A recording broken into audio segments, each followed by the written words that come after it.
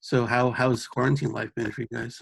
Well, quarantine, I have to say, for my personality, I mean, it's terrifying what's happening in the world, especially while we're all sort of relegated to our homes and can't Yeah, sort of come together to but for my personality, I mean, this is why we moved to Maine. I do want to spend more time sort of investing in the community that's here and home life. You know, I've got two girls yeah, that are now 13 and 10. okay, of And ironically, that's when they were smaller. You know, you could take them with you when you worked, course. and you're taking them out of all their friends. And it just felt more manageable, that the increments of time that you would spend with them. But now it's a bigger sort of grasp of their lives and feeling like you want to help guide it in, as someone told me, teenage years, it's about, benevolent neglect. So you're sort of letting them do their thing, but you're Yeah, there as to right, kind of catch them. So I think that would be harder to feel a grasp on if I was coming and going a lot.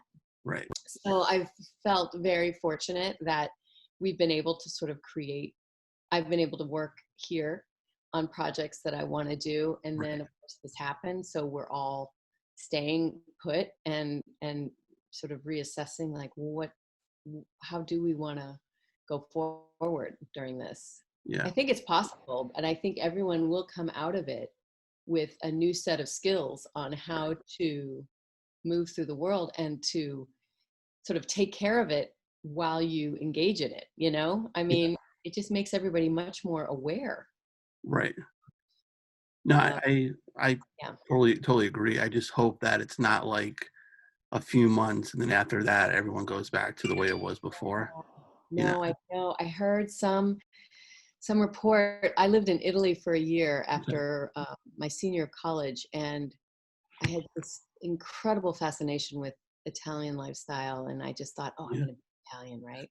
right, Then I quickly learned that as a woman, I had much better chance of sort of creating my identity for myself away from Italy.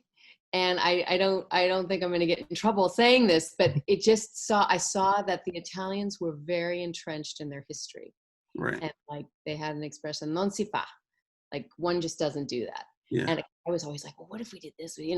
right, So it taught me that as Americans, we have the luxury of coming and starting our country. We're so young, right, yeah, compared to the Europeans. yeah, So we can reinvent ourselves, right, and I feel like we can come through this, I hope, mm, with a renewed sense of like, well, what is the new path?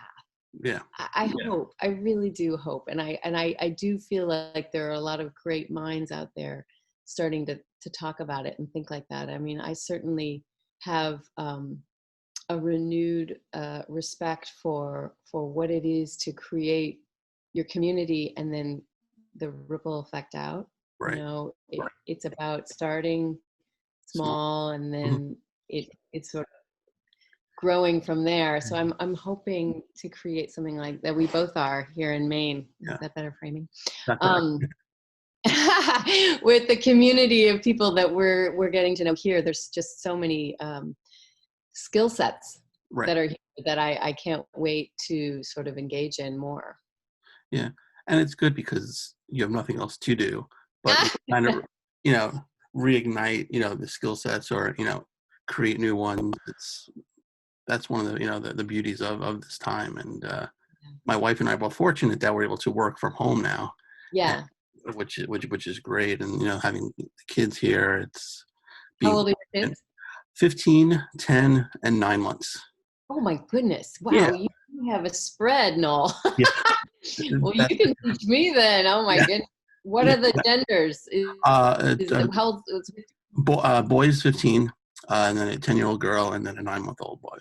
And then, oh, figure to add to the craziness, we just picked up a puppy a couple weeks ago. there you go. Well, that's all about the quarantine. Yeah, we got a new dog right Yeah, before quarantine. So we're it's very grateful yeah. to have it. It's like the therapy dog, right?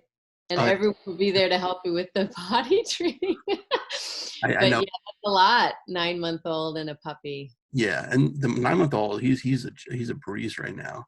Yeah. He'll sleep, past 8 o'clock, sometimes 9 o'clock in the morning. Even doesn't matter Wow. what time he goes to bed. He's a treasure. It's such a pleasure, and hopefully he'll stay that way when he starts, being mobile. I always say the first year of life is always the easiest with a baby because Yeah. they don't do anything until they're mobile. You're Yeah. screwed for the next 18 years. No, it's so true. Yeah, I will say that I mean, it worked out that you got the boy, girl, boy. yeah, I think is a really good dynamic. I was in that dynamic right, in my household growing up. Not quite a big as age yeah, difference, but I do think, I mean, I love my brothers, and I feel like there was such a great mixture of feminine and right, masculine between us that allowed for a maybe more harmony than right. single gen. Yeah, yeah. It's I feel like it's more rife with stuff when it's all boys, all girls. I don't know. That's just my right. assessment. Yeah, like I Right. came from like I'm an only child, and my grandmother was, so that kind of broke the the string, I guess. My wife's one of three, and she always wanted three. Me, I was happy with just one, but then after having my Yeah. son, I'm like, I would like to have a daughter, and obviously it Yeah. worked out. But the third one, it wasn't a surprise. It was more of like, fine, we'll have another one, and we never thought it Yeah. would. And right off the bat, it was like, holy crap, So just to get back into Right. that mindset is so difficult, but it's been fun, and being home with him has been great, and the rest of the kids, Well, they sometimes all like, fall in line, right? I mean, your yeah, 10-year-old, like right at the age where my 10-year-old's always asking me for another baby. I'm like, no. yeah, right, exactly, I'm done, yeah, I get it. I get it. I'm like, I don't think I would remember. I mean, it all comes back the minute you hang out with a yeah, baby. Like, it oh, does, yeah. Sometimes just watching my daughter go at it with my wife, it's just like I kind of stay in the background, just let them duke it out because it's like it's rough sometimes. yeah. It's rough. As my mother-in-law would say, this is my wife when she was that age, so it's like payback. So I'm like, Karma. Oh yeah, yeah. My oh, mom would say the same thing. I got two girls. She's right, like, mm-hmm. yeah, But yeah, yeah. It's so say I do think we're given what we're supposed to work with. And right, I love having girls. yeah, I do feel like I've got my sisterhood. right, I never got that. yeah, So as much as I do, I love my brothers, and I love just the way, we would interact, and we still do. And yeah, I thank God loved his wives, so right, that's really fun. yeah, But to have my own set of sisters now right. with my daughters is pretty great. No, that's great. Yeah, and like I grew up without a father, so I really wasn't sure what kind of father I would be. And Yeah. once my 15-year-old was born, it was like I was a natural. It's like something Yeah. just clicked, and he's like my Oh, that's my so little nice. buddy. It's my little buddy. He has a bigger shoe size than me. Oh, He wears my and clothes. I Connecticut. get him me down some Yeah. now. I know, and now they become your friend, which is what's so Yeah, fun. Yeah. I know it's crazy. And just thinking about it, it's like 2 more years and he goes to college. It's like, oh my god, I can't believe it. It's just it's crazy now. It's how time Yeah. flies. It Yeah, does. It's funny. The 13-year-old just said, she's like, it does feel like so fast. She's like, I don't know about school, if it makes things go slower. yeah. She's like, but I can't believe how long I've been in quarantine, and yet it feels like it's already June. I know it's crazy. And I said, yeah, you're getting a little glimpse of what it's like when you Yep. get older, Right. and you start to realize that those milestones Yeah. they start shrinking. Yeah. Yeah. How are they adapting? So Like, how are they adapting to schooling at home? oh my gosh. I mean, Xander and I just pinch ourselves that we're so grateful that we did this shift when he did. I mean, Right. we had to Xander was more accustomed to his life in LA Yeah. than I'd moved from New York, and I loved being in the city. As much as I love nature, there was something Yeah. about that urban lifestyle in my 20s that just Right. fed me. I love the creativity. I love just having everybody around me because I was naturally introverted. So somehow I got my fix. I go out on the street, and then I go to a play, and then I get to go to my house, but everyone was around doing their thing. So I did not see how LA was going to suit me. And, but he had created a really wonderful lifestyle in the hills, and he had a lot of artist friends, and just, it didn't seem like what I thought LA was going to have to be. Right. I looked at it as like it was going to be one big, highway that I was going to have to drive on, to get any sense of connection. And Right. there were those things, but we, up in the hills, we lived in Beechwood Canyon, and it was just a great community of people. And so the girls were really in love with it, and they did not want to leave. So we thought, if we're going to make this, but they did, when we would come to Maine, we started about 6 years ago, they would get a whole different lifestyle of, timing with the river, and Yeah. just like nature dominated their existence. And so we figured, if we're going to do this, we have to do this before they get entrenched in middle school and it becomes Totally. about the friends. Yeah. So it felt in some ways like, okay, we're just going to rip the Band-Aid off and go. And yet I had been chomping at the bit. We had been talking about it since I got pregnant with Alwyn. And just like, where would we go if we didn't stay in LA? And it kind of got sidetracked because we went to Toronto for 3 years with work. And I got a sense of, life outside of LA and working, because we both worked there, and we were on the water because we were in Toronto on the beaches. And I don't know, it sort of got us thinking about, like, how can you coexist with this? But quite frankly, I wasn't familiar with Maine except for going to a wedding here, and I it feels so familiar. It's like sniffing up some ancient Celtic blood of, like, the water and the cold. I'm so happy to be back in the land of, seasons, and the people just have a really wonderful sensibility of how to take care of the land and be, in your community. Like I said, I don't know, I'm loving it, and they seem really happy. They love the sense of the school and the community right together. We were trying to make that happen in LA, and it's just hard. You have to kind of make yourself a little bubble, because it's so spread out. And everybody that you come in contact with, you see, like, it's just not the same. But we had wonderful, wonderful friends in LA, and so we miss a lot about it. And I just want to, sort of try to create something similar here. Yeah. I'm sure you will. And plus, now technology. Yeah. We are so, think about what if this had happened, say, even 15 years ago, 10 years ago. Oh, yeah. It would have been awful. People would have felt so desperate, I think. There would have been, well, I don't know. Yeah, it's like hard to even comprehend. But certainly, I think we would have seen a lot of people creating, and then there would have been this burst of, like, sharing, like 5 years later or something. I don't know. It was interesting. Yeah.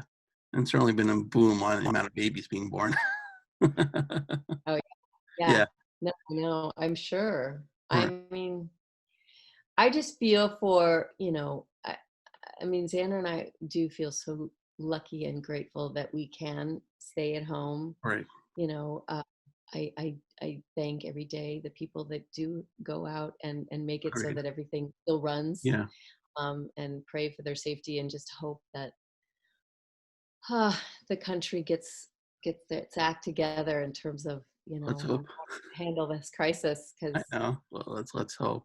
But I know you have you're working on a benefit, right, for Blackfeet Nation coming up. I am, yes. So it's actually the work I've been doing for the last 3 years. I've been really, really excited by the work the Blackfeet are doing in Montana for the rewilding of their landscape and bringing buffalo back to not only their culture, but the wild species back to the ecosystem.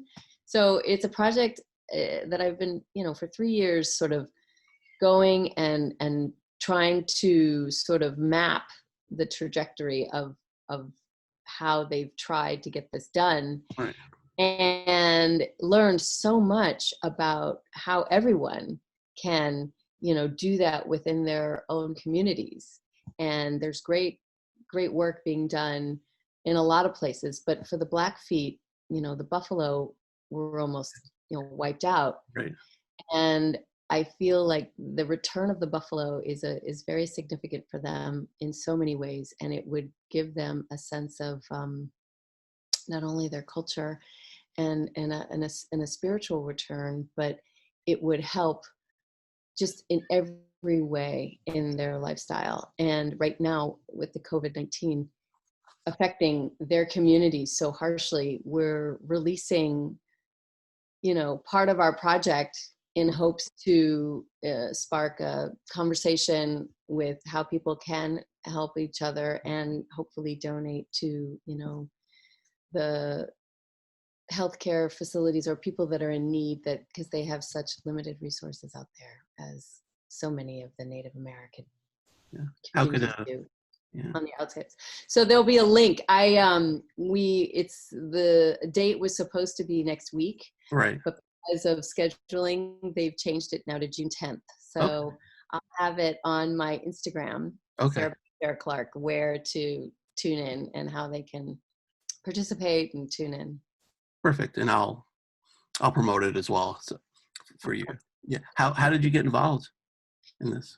So it's actually a long, crazy story, but I had, I've been working on and off with different agencies for the environment and for wildlife, rewilding of places, and just always wanting to do more, but not really having the facility. And I met this filmmaker, Daniel Glick, at the Napa Film Festival. Xander and I were there with a different project. Right. I just happened to catch his documentary about Jimmy Santiago Baca, who is a poet from New Mexico who was incarcerated his whole life and basically taught himself how to read and write in jail.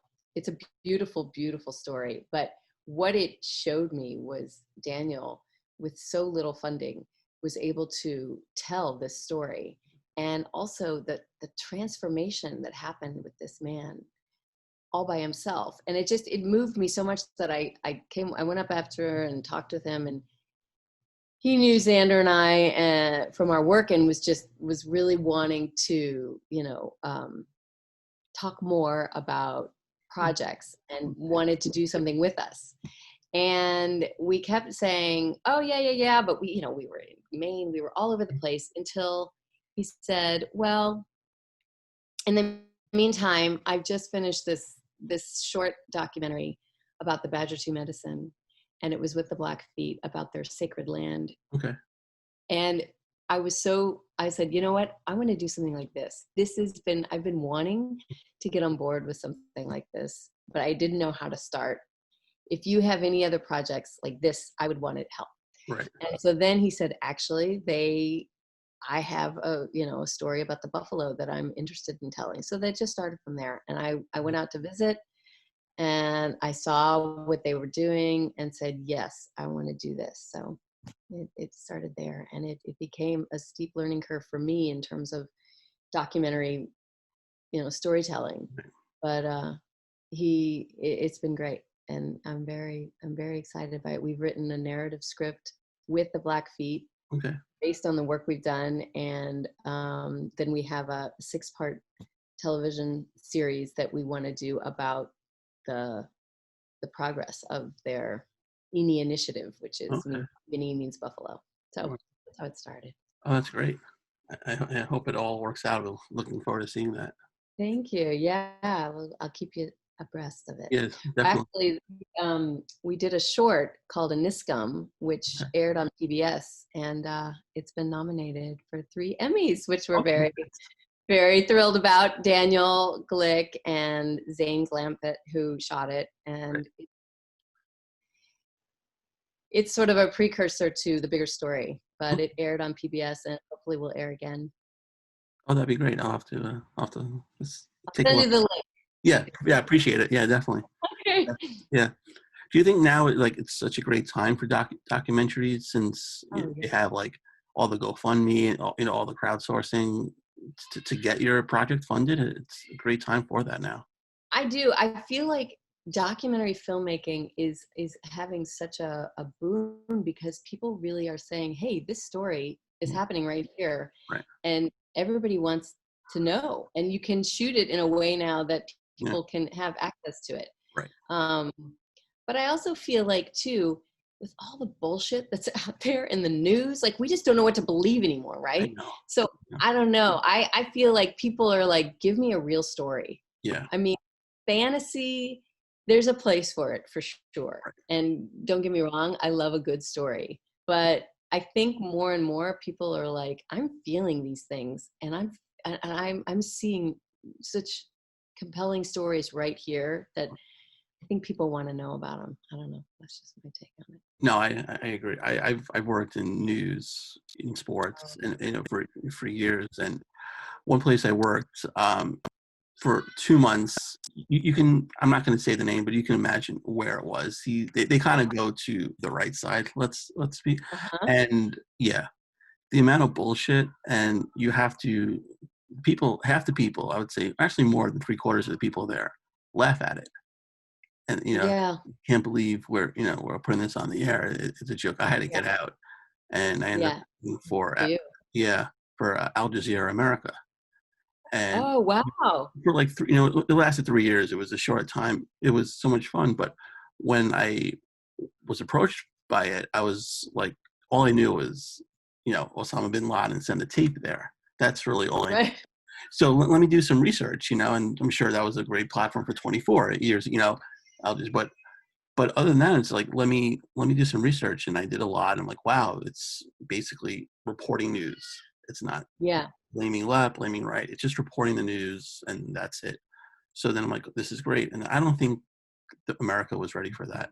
I don't Yeah. think they were able to get over their biases of the name, and unfortunately, it was 3 years and done. And everyone who I worked there was proud of their work, but it was just like, it's a shame. But it probably would have a comeback now, maybe. Of course, yeah, now, because people can't deal with both sides screaming at each other. You just want to hear Yeah. news, and if you're not, you know, uh, you're against something, all you got to say now, fake news, and then Yeah. that's really all it is, which Crazy. is a shame. It really is. It is, and it's hard when I see, for say, my kids Right. and the cynicism Yeah. with, because they go in thinking like, well, I want to believe what this person's saying. So Right. you want them to have that, but now you're like, no, no, no. No. I mean, we repeatedly say, yeah, if it's on the internet, you got to vet it. You Of course. gotta find out. You gotta get to other sources. And I mean, I guess that's the good way to go.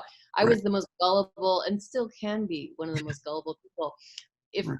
if I see it on paper. Yeah. But intuition Right. is been renewed, and I think Yeah. that is a lost skill, and It that is. is something that when you're face to face with someone, you just get a feeling and you go, yeah, this is bullshit. You can Right. smell bullshit. You can smell it. But it's harder when it's on TV, and that's just crazy now that Yeah. we have to just everything. We just kind of go, well, I don't buy that. I don't Exactly. And then I'm sure the truth will slip through the cracks somehow. Which know. Yeah, unfortunately it I will. mean, well, have you seen Get Me Roger Stone? Have you seen No. that? It's a sobering documentary Okay. about basically Trump's whole MO Okay. and how Roger Stone. I mean, I don't know. We won't get into politics, Well, but Get Me I, Roger I'm Stone sure is we're on just. the same side. I know, but Yeah. we'll get into just the sort of the making of Donald Trump Yeah. Okay. and how Roger Stone and his whole strategy Right. of how to get him elected. Yeah. It's a pretty amazing, eye-opening look. I'll have to take a look. It's just like I thought after the election that both parties would sort of get their act together. So Yeah, yeah. like you would this groundbreaking event happen. People kind of rally around each other to get Mhm. their shit together, and almost 4 years later, it's the I same. know. I know. Well, I do think something is growing. I do think that. Right. And I do think it's just everybody that's at the top is so, they're all in the same cage. Yeah. And someone outside the cage is going to break it, I think. That's where I kind of look at, you know, the pandemic is the time for everybody to sort of really get their ducks in a row in a weird way of like, okay, when we come back out, Right. you know, we could have whole new rules. And this election is going to be so like, people are going to have to come out and be fearless, I think, Right. to sort of not just assume that, Yeah. well, the right thing will happen. I don't give a shit about the polls. I'm sorry, I'm cursing all over this, but Go. the polls mean nothing, right? This thing about, oh, he's ahead in the polls, he's done, you know, no, we all just have to go and have our voices heard. You have to know that your vote is going in. I don't know. It's right. And I've always said, like, why is election day on a Tuesday? It should be over a weekend. It should be more than one day. You get 2 days to do it where people are home. But, you know, a certain party doesn't want that. A certain party doesn't want people coming to vote because that means that their candidate's not getting elected. Yeah. And, you know, it's unfortunate. You know, they would say they're for the people, but they're not really for the people. Yeah. Yeah. So let's talk some happier times now. No, exactly. Yeah. It's funny because what you were saying in terms of Al Jazeera and how it fed 24. Yeah. You know, it was really interesting being on 24 during that time because we saw policy being created based on what was being done on that show. Right. Which was terrifying. Yeah. I mean, especially playing Nina, because my character was sort of created slowly over the seasons. Right. Like she was fully formed at all. Yeah.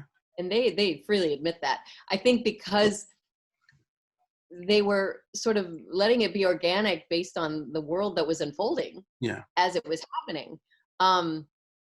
But to base a mentality around that was what I was grateful that I was free of it. I was like, I don't want to continue to this.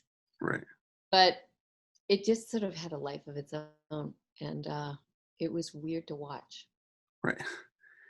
Now, I obviously, like, seasons after you left, Jack Bauer, you know, obviously the torture of, you know, prisoners got much worse, and that was actually brought up in certain cases as well. You mentioned how that show kind of, like, you know, directed, you know, policy and stuff like that. So it's just like how that show kind of grew from, you know, the first season. I feel like, well, yeah. I mean, I remember after this first season and they talked about me coming back, I was like, so why did I do it? And they had all these ideas. Right. The third season, I'm like, wait, so why did I do it? You know, and they kept changing it. But I did say when they asked me for the third season, and I was like, I won't come back and let you torture me for 8 episodes. Like that is not going to sit well. Right. Like, just so, you know, they said, oh, no, we're not going to do that. And I do feel like it got weirder and bolder because the way TV changed, adrenaline for TV changed. And what's really interesting is when, you know, you think about people's acceptance of good and bad behavior changed, right? Right. Like throughout that show, and then with like Breaking Bad and Mad Men, like I do feel like that was all within the same time of how acceptable can people's behavior be if they're doing something in the name of this, you know? And now when you see shows, that's just par for the course, right? Yeah. There's good and bad in everybody. Right. And I felt like that about Nina from the beginning. I was like, you know, they tried to paint her as just like, oh, she's this. Yeah. I'm like, no. When we were in the process of building it, she was just making hard choices, you know? And then it got sort of like, they added all this stuff later, I think, to kind of make a more black and white sort of decision about who she was. But while playing her, it certainly wasn't there. You have to find the humanity of why people go places. But it just, Yeah. at a certain point, it's hard to play that after a while. Right. When did you find out about the reveal? Well, I found out the first season, like 3 from the end. Okay. The whole time, though, I mean, the whole mentality of, say, CIA work is everybody, it's all about, what do you know that I don't know, right? I mean, that was the biggest sort of, so everyone was suspect of everybody in terms of just information.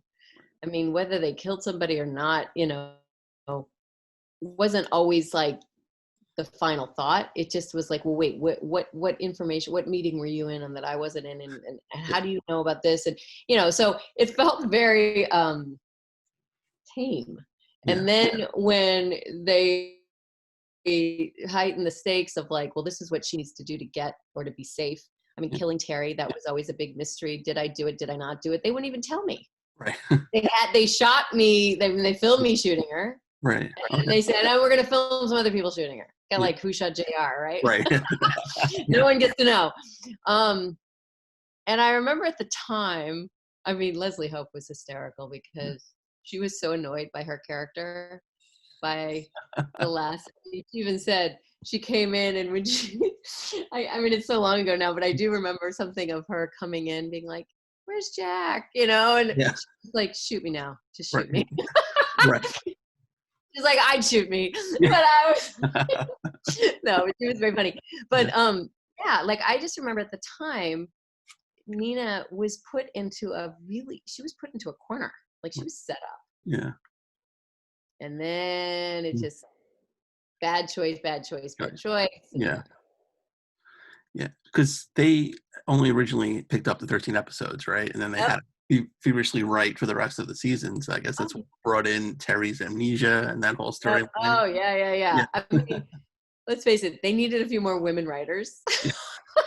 But it was like 2001. So, but they were very open, especially John Cassar was really great. I remember the big scene between Terry and I in the first season. He was really open to hearing what we thought women would say and what wouldn't be said. Right. They don't want to know, too much. They just want to have information like, I'm right? I'm right. Yeah. And I was very appreciative of that because that is something, that felt, we got to contribute in on that. And they were very good about, when, because they were so focused on writing about the plot, right, that a lot of times, humanity needed to be reminded. Yeah. At this point, I think, she's worried about her daughter, right? Yeah. Or whatever, Right. And so it was good that they were open to hearing all that. Oh, that's good. Now they filmed 2 endings, right? With her alive coming at the end, and then did all of you know which ending that was going to be included in the show? No? Including Leslie. I remember Leslie sort of over the summer being like, am I really dead? Am I dead? Yeah. And Kiefer didn't want her dead. Right. It was hard. Everybody was really sad.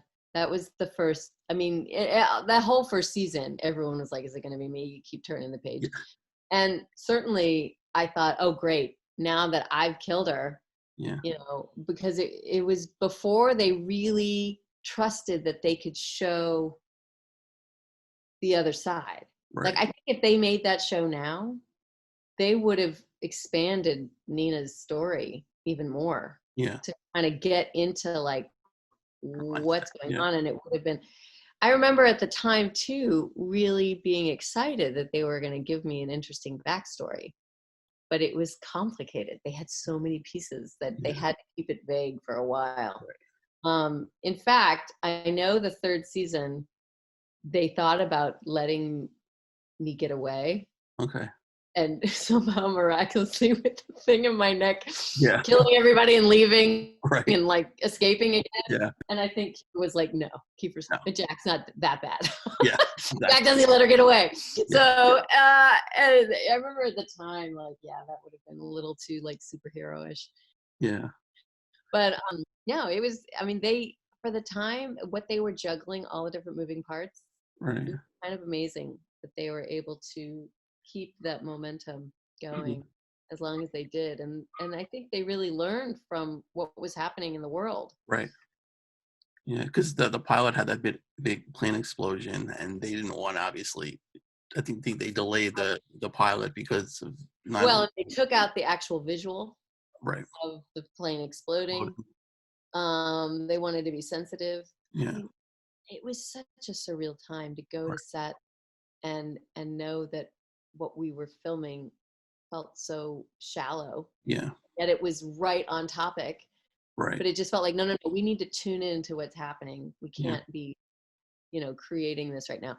And I do think it speaks to, like, not to get really cosmic, but a higher intelligence somehow can come through of connecting Yeah. stories. And it's why two people can write the same story from different places. And that's why you see simultaneously movies being made about the same Yep. subject. Yeah. I do think there is that collective unconscious that can get tapped about what's happening, and people don't even know it. They just Yeah. channel in a weird Right. way. So I'd imagine we're gonna have a lot of contagion type stories coming out in the near future. God. Well, meanwhile, I mean, Xander and I tried to watch Contagion. I'm such a Soderbergh fan, and it's one of the Yeah. few that I haven't seen. Right. And I'm like, yeah, it's too close. Yeah. I mean, just in the trailer, they're like, we touch our face 25 times a day. It was like, Right. no, I can't. Yeah. I know. I'm already too obsessed about this right now. But I would love to see it. But I do think, too, that in this time, people's quarantine stories are going to be really interesting. Yeah. I'm sure. Have you seen Haywire? That's one of my favorite Soderbergh ones. Haywire. Yeah. No. When did they Check it make out. Haywire? I definitely will. Maybe 10 years ago. Haywire. Yeah. How weird. I've never even heard of that. Oh, Yeah. good. I'm glad you told me that. Yeah, it's really good. The cast is great. It has Ewan McGregor, Antonio Banderas, Michael Douglas, Channing Tatum, and Gina Carano, who's a UFC fighter. She's the star of it. Wait And a minute. Does it have Fassbender in it? yeah, he's in it too. That's okay. I saw that preview. We were in Toronto when that came Okay. out. That's right, Oh, 10 years ago. And I remember seeing some trailer for that going, I got to see this. yeah. This looks amazing. I just remember seeing the Fassbender fight Yeah. between her. Mhm. It's It's great. insane. And I thought, oh my God, this You gotta what check it out. badassery I thought I had when I was doing fighting. Like, she's Right. amazing. Because I was Oh, doing covert affairs at the time. And I okay. remember Yeah. thinking, like, we would come up with some fight sequences. They would never have time to, like, shoot Right. them. So Yeah. I remember, like, oh, I had, like, that's amazing. I definitely got to watch Yeah. that. I It, meant to watch it. yeah. We It's really good. watched The Laundromat, which I loved. Oh, I haven't seen Did you that. see that? No. Oh, really good, with Okay. Meryl Streep and Antonio Banderas. It's a Right. great cast, of course, again because of him. Yeah. But yeah, he's one of the best. Yeah. Yeah. We try to have like movie nights every night, but unfortunately with the kids, they usually went out, and it's like not Yeah. the choices. Oh. Now, does your 15-year-old watch movies with you? Yeah, but I'm trying to get him hooked on some good ones, but we watched Yeah. the latest Scooby-Doo movie, which is like really, it's so bad Yeah. I'm walking out of my house. But it's like I want, to get him involved in some movies that I remember when I was younger, or some good ones. But Yeah. it's like it's hard. It's really It's hard. so hard, right? I Yeah. know. We can still coerce the 10-year-old at Okay. times Yeah. because it's so exciting when we do. Like, in fact, we did watch a Soderbergh with my Okay. 13-year-old, the one about the cars, the car racing. Oh Oh. my God, with Channing Yeah. and then Channing, I'm sorry, Tatum, and then oh God, who's Bond? Why am I Oh, blanking on his name? Daniel Craig. Daniel Craig, and he plays North Carolina. They're all in prison. Oh, cool. Okay. And it's anyway, and then of course it's so good, but she loved it. Oh, And so good. I was like, see, Yeah. sometimes you can trust us. I know. That's the But thing. we did get my 10-year-old to watch Charade, Oh, which I was so excited that she stuck it out. Audrey right. Hepburn, she loved it. And we also got her to watch The Birds with Oh, us, wow. which freaked her out. Right. I mean, we had to close our eyes just for the couple scenes, but Yeah. yeah. So we Yeah. got to. My wife has got, for some reason, hooked my daughter on horror movies. And Your wife. That's so funny. I'm always like, Xander, no, we can't yeah, watch that. So I'm like, right. I broke down for the birds. Yeah, like I'm coming in, they're watching like Nightmare on Elm Street or like Final Destination. I'm like, really? This is what you know watch? That is so What, the funny. She said Scream that movie? is such a wimp about that stuff. Yeah, I don't like to watch it. right. It's Xander's brutal. like, you're teaching her fear. I'm like, no, I just had nightmares all the Right. time. I don't want them to have them. I don't want her waking me up. Yeah. But Has, has he oh, shown that's you Candyman yet? no, I know. Xander's always like, I want to show Olin Kid. I'm like, okay, she's 13 now. But like, I made the colossal mistake because it was a movie of the week. Right. I watched Exorcist when I was Oh wow. 12. Like awful with my brothers. Right. And I mean, for a year, I Yeah. couldn't, like, I just was terrified. So I have that, I don't want to do that to her. Yeah, no, it's smart. They'll if they want to, they'll discover it themselves. Exactly. Yeah. Exactly. I know. Right now, she's really into Grey's Anatomy. Okay. And she's, I mean, there's a lot of seasons, right? But Right. it's funny, the health, especially in terms of the pandemic. She's like, Yeah. well, Right. I've learned that, when they go to the ER, blah, blah, blah, Yeah. blah. Right. She jokes, but she's like, I feel like I'm getting a sense of what it is. Yeah. Oh boy. I know. Your daughter's obsessed with YouTube? The TikTok, right? That too, yeah. TikTok. I mean, TikTok's a huge lesson to me. I'm only on Instagram, Okay. but I mean, Yeah. there's some things but she'll tell me what she learns about the world from TikTok. And a lot of times, weirdly, she's right. I'm like, there'll be some sound blurb about the virus or about Yeah. the pandemic that I'm like, really? Right. They're saying that? It's like, Yeah. yeah, Mom. They're saying it in a dance. And then she'll do Yeah. a little move. Yeah. I did one with my daughter, and it's just like, oh God, take it off, please. I'm an old white guy. I need to see myself dance. Yeah. You know? Yeah. I'm proud of you for succumbing. Yeah. Whatever. I have no shame. You know, it's fine. Yeah, no. Yeah. Yeah. But first day on the set of 24, you meet the actor who plays George Mason. How did that attraction come about? It was actually pretty funny because I was on set a day before him. Okay. And when everyone talked about him.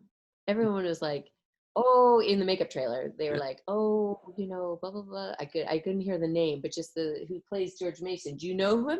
Yeah. And I was like, oh, I'd been under a rock. Right. I didn't realize.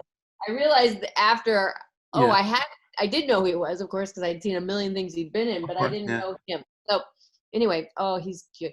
And I remember the makeup artist saying something like, he's very funny, it's like he is always knowing something. She's Israeli, and so she had this accent. She's like, he always has a look in his eye like he knows something. And it's so true. Anyway, but he came in and we met while he was getting a haircut.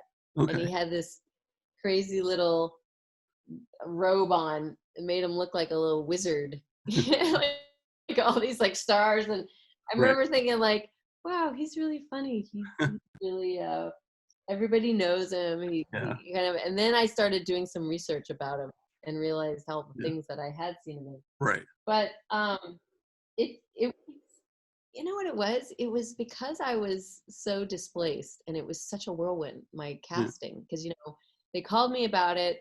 I had auditioned like a month ago and they're like, they want you to test for 24. And I was like, wait, which one was that? Because it was pilots and there was a million. They're like, remember, it's the one all in one day. And I was like, oh yeah, that was a good one. So they flew me out. And I remember going into the test, but I tested for a few things. Right. And you hold stock, and even when you love them, you got to be like, well, whatever. And we did the test, the studio and the network test the same day, which was kind of unheard of. You usually wait a few days. Right. Because the studio talks like, who are their choices? Okay. And then it goes on. If you get the cut, you go into the network. So they were doing it all in one day. In fact, they were having it done one time. So you had one audition. Okay. Which at the time, I was a theater actor, so I was like, okay, this is the show. Yeah. So went in, did it, was kind of like preparing to get back on a plane. Right. They come over and they're like, actually, you got it. I was like, oh, wow, really? And they're like, yeah. Yeah. And you're going to set. I was like, I Whoa. am. Like, yeah, we're going to take you over right now to hair and makeup and then to get a fitting. I was like, oh my God, I had no idea that they had Yeah. been started already and Mhm. that the character was the last one to be Yeah. cast. So anyway, I was in such a like I had to call someone to take care of my cat. It's like I was all of a sudden Yeah. staying out in LA for longer than Right. a weekend. And so I was in my own sort of daze. But Xander was such a soulful presence. Yeah. The minute you meet him, you it's just like that woman said, he knew some things. Right. And you could see that what he brought to his acting was just this wealth of knowledge about the world. He had lived so many different lives. Right. He plays these characters, and then he goes to all these crazy, and he had physically gone to all these locations. Like, I mean, he's shot with some of the most interesting filmmakers. Like, he just had a resonance about him that really Right. attracted me, as well as just being, Yeah. exceedingly handsome and funny. And so Yeah, it there was you go. it wasn't hard. Right, and it worked out. Yeah, totally. I remember feeling my Midwestern self of like, Yeah. I can't let anyone know Right. that I've hooked up with someone on the Oh, show. yeah. They'll think I'm this like hussy, Yeah. Yeah. whatever. Yeah. Like, who doesn't? But anyway, I had that sort of shy Midwestern thing. So I remember going back to New York when it was all done. Like, yeah, we got to keep this on the down Right. low. But then when the show got picked up, even then I was like, yeah, it's just Yeah. people are like, it was funny. I finally loosened up a Oh, that's good. That's good. little Yeah. Did you guys watch the show after both of your demises or no? Well, the timing was funny because we did, but I gave birth, and I think a good friend of mine, Connie Britton, Okay, yeah. was on, Yeah. and so we would watch with her. And I remember so distinctly, like, nursing the baby Right. always Yeah. and watching the show. But the adrenaline and just the pace. Yeah. I know this sounds really, but your wife would understand this. Like, when you're in the beginning stage, like, your hormones are so, like, it was not the kind of TV watching that Right. my body could take. Like, I remember 60 Minutes used to rile me up. So it was really like, Right. I didn't have a lot of headspace, and we kind Yeah. of lost the momentum. Okay. I would check in because I'd hear Yeah. people on the show, and Right. I'm a huge Mary Lynn She's fan. great. So Yeah. of course, when I would watch it, and my parents continued to watch, Okay. they were big fans. But no, I can't say I was a devoted like Yeah. every episode, but I checked in often. Right. Yeah. That's one of the very few shows my wife and I agreed on, so we would watch together. That's great. Oh Yeah. yeah. Oh my God. And they had so many great storylines. I mean, Yeah. they really did. Yeah. It They was. changed TV, I think. They definitely set the stage for, Yeah. our ability to track different storylines and the serial, the aspect Yeah. of the intense binge serial that we want to keep Yeah. watching, Yeah. and Yeah. then the whole look of it.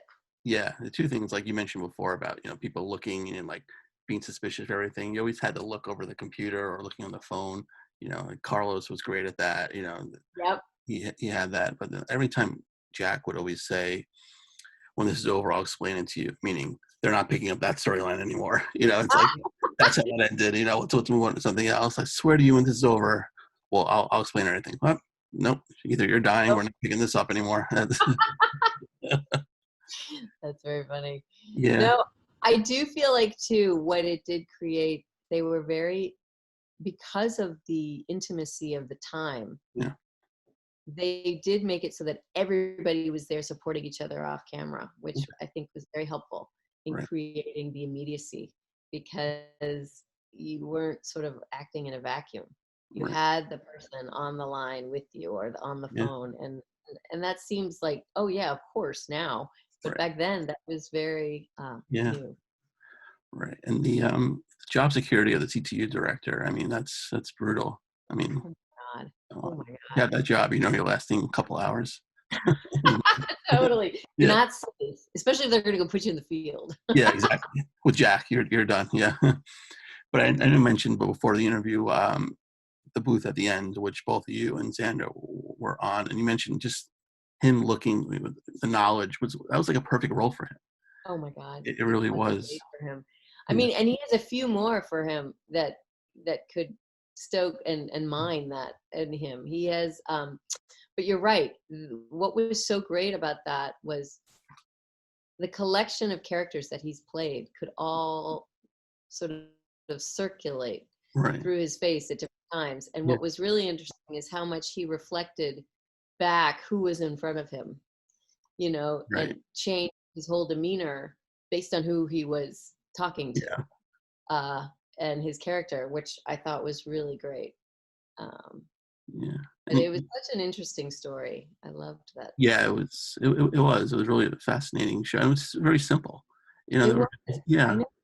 which I loved my character. I was super pregnant okay, when we shot that, right. and I remember at the time thinking, "Yeah, I don't have much understanding of like what it would be to be like why someone would want to be a nun." Right. Um, and I remember feeling so grateful that I had the tie-in of like speaking or hearing God Right. to creating life. I Yeah. mean, that was my direct tie-in Right. of understanding what that person was suffering, and what it would feel like if you didn't have that. Because Yeah. I definitely feel like having children opened up something in me that I didn't realize wasn't there Right. or touched yet. Yeah. No, it was a fascinating storyline that a nun would have to do that in order to hear God. It really was. But you were great on that, and I don't think it's on Hulu anymore. But I think episodes are on YouTube, so everybody check it out. It's fascinating. And it's on Amazon too, I think. Oh, it is? Okay, cool. I was watching it on YouTube, so yeah, check it out. It's great, great show. But you said you were raised in St. Louis, right? Uh-huh. Okay, so I used to do a lot of traveling and I would go to St. Louis a lot. And maybe you can defend it because I think it's terrible. The pizza there, Emo's Pizza. Oh, the pizza. Yeah, I mean, I had a friend when I came back from work. He's like, "You go to Emo's?" I'm like, "Yeah, that place was terrible." And Oh, the anything thin you brought, crust. it was, yeah. I'm sure you grew up on it, you enjoy it. So the floor, Well, it's funny you should say that because, of course, the typical Midwestern experience is like thick crust, I would think. But Emo's right? thin crust, I do prefer it now. I Oh, actually loved it. But I had a big education on pizza when I moved to Italy. I'm And all sure. the Yeah, I was like, wait a minute, where's all the cheese? It's like all bread. Like it just felt right. so strange. But now I actually prefer that. But the big thing to have in St. Louis, of course, is toasted ravioli, like Ravioli. you Yeah, said. those are delicious. Yeah, Delicious. yeah, And in general, I mean, the cuisine in St. Louis, my mother is still an incredible cook, but she came from the South. okay, So all of her recipes, I sometimes will modify them now yeah, because my tastes have changed. right. But I had a great eating experience in St. Louis, mainly because my mother Okay, was a good cook. yeah, So as far as the restaurants, I will say that a good friend of mine now, I mean, my parents have now moved away, so I don't have any okay, more connections to St. Louis right. beyond my fond memories and my friends. But Yeah, um, it was a nice place to grow up. that's But I definitely felt like I needed to get to a coast. I felt landlocked in St. Louis right. and wanted to get to the east or the west. Yeah, and you've done both, so it's I have. Now I'm for far Maine, far yeah, up. absolutely. And then I read that you went to the prom with John Hamm. I did. Yeah. Twice. Oh, twice. I did. The first junior year we went together because my Okay. then boyfriend was away on Okay. his senior trip. He was in New Zealand, and John and I were and still are close friends. Right. So we went as friends junior year, and then senior year we kind of we went as friends again, but we were Yeah. kind of boyfriend girlfriend again. Right. I mean, we tried, Yeah. as friends do. Right. But he continues to be a lovely, lovely friend. Right. But it's fun. Oh, that's great. Yeah. That's great. He's fantastic. Yeah. Yeah. But before we go, Blackfeet Nation again, Yes. what's the info So, about it? yes, my handle on Instagram, Sarah being Sarah Clarke. I will provide a link, but it's June 10th.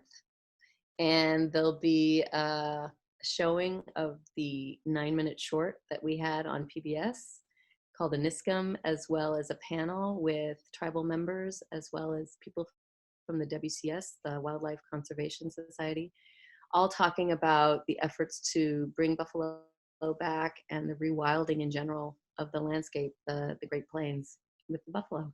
Oh, that's great. And everyone click on the link, watch, and donate what you can. It's a great cause. And Sarah, this was so much fun. I really appreciate your time. So great, Noel. Thank you.